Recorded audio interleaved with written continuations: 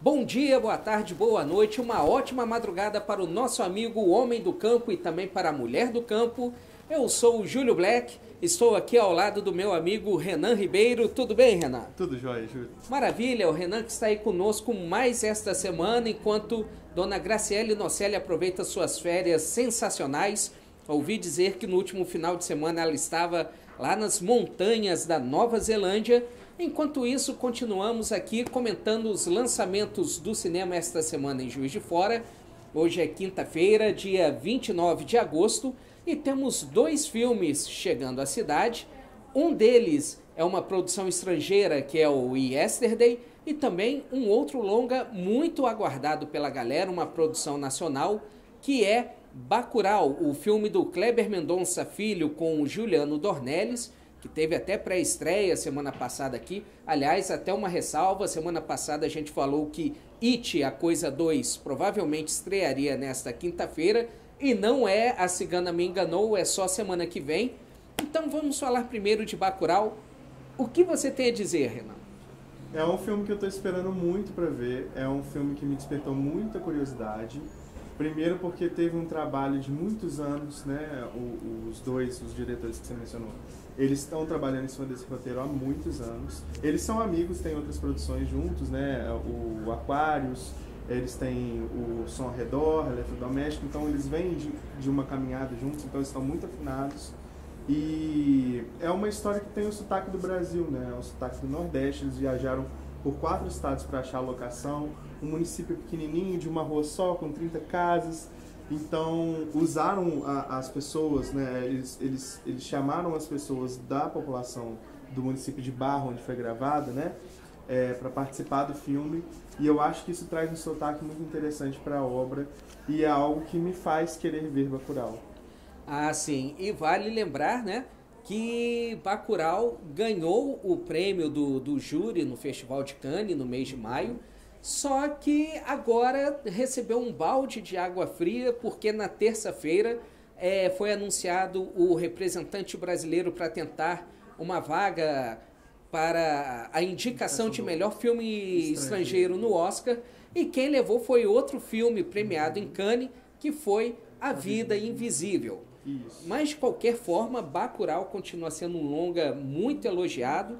Vale até destacar aqui, tem no elenco, além dos atores amadores que você citou, tem a Sônia Braga, que trabalhou com Kleber em Aquários, o Silvério Pessoa e também o incansável e interminável alemão Udo Kier, que é um cara que também é diretor, também é roteirista. O cara já trabalhou em mais de 200 filmes.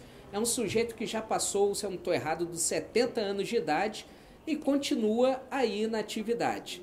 E a história, né, Hernan, ela é bem interessante. Ela começa até com um lance lá de uma matriarca da cidade que morreu. Eles fazem todo um funeral, tem um enterro, assim, a cidade inteira vai, mostrando exatamente esse senso de comunidade. E aí, logo depois, primeiro, eles descobrem que Bacurau sumiu do mapa. Eles vão procurar a cidade no GPS, o GPS não mostra a cidade em lugar nenhum. Aí eles ficam completamente isolados porque o sinal de celular some, ninguém mais tem celular na cidade. E é nisso daí que, do nada, surge uma galera estrangeira, que são uns mercenários que só falam inglês, e começam a matar geral. Começa lá uma carnificina. E aí a comunidade, apesar de ser pequena, ela não fica com medo, não tem aquela atitude passiva, e eles resolvem fazer alguma coisa para que não sejam exterminados. Aí eles se reúnem numa espécie lá de organização, uma reunião de condomínio, eles pegam os facões, pegam umas armas e falam assim, a gente vai para cima que eles não vão matar ninguém. É um filme que tem sido considerado um misto de ficção científica com faroeste. Eu já vi até comparações com o filme do Glauber Rocha, que é de 69, é o Santo Guerreiro contra o Dragão da Maldade. Então, não é pouca coisa, né? A gente pode ficar com uma boa expectativa, né? Sim, e assim como a gente viu em outras passagens, assim, é um roteiro muito bem construído, é algo que levou tempo para maturar, e é uma aventura interessante. Tem tecnologia, tem tiro, porrada e bomba também. É um filme de ação. Isso surpreendeu, inclusive, a galera do Povoado, onde foi feita uma premiere, né? Passou primeiro lá. E eles ficaram impressionados, porque eles não acharam que fossem ver um filme de ação, com tiro, com perseguição, com tudo isso. E tem tudo isso no filme.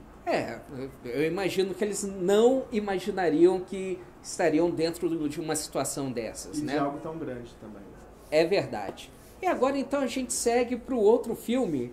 Apesar de ser uma comédia romântica, ela pega por uma pergunta bem interessante. Como seria o mundo se os Beatles não tivessem existido? Que é a premissa de Yesterday, que é o longa dirigido pelo Danny Boyle, que é até interessante que ele faz filmes bem diferentes entre si. Ele dirigiu Quem Quer Ser um Milionário, Trainspotting, Extermínio, Os Solares. E agora ele está com essa comédia romântica em que o Himesh Patel, que é um ator pouco conhecido por aqui, é um músico fracassado que nunca conseguiu se dar bem na carreira, que ele só segue porque a amiga dele de infância, que é a agente dele, que é interpretada pela Lily James, que tem uma paixonite por ele lá meio oculta, ela insiste. E aí o que acontece? Uma bela noite, tem um apagão mundial, global, de 12 segundos, e nesse apagão ele sofre um acidente de bicicleta, vai parar no hospital. Aí ele acorda, se recupera, a galera vai lá, dá um violãozinho para ele tocar, ele começa a tocar Yesterday, e todo mundo fica assim, uau, que legal, que música maneira, é sua? Ele, não, é dos Beatles, vocês não lembram dele? Beatles? Que Beatles? Que Beatles? Ele fica, os Beatles? Ele, não, a gente não conhece. Aí o cara vai lá no Google, vai lá pesquisar, descobre que não tem nenhuma menção aos Beatles.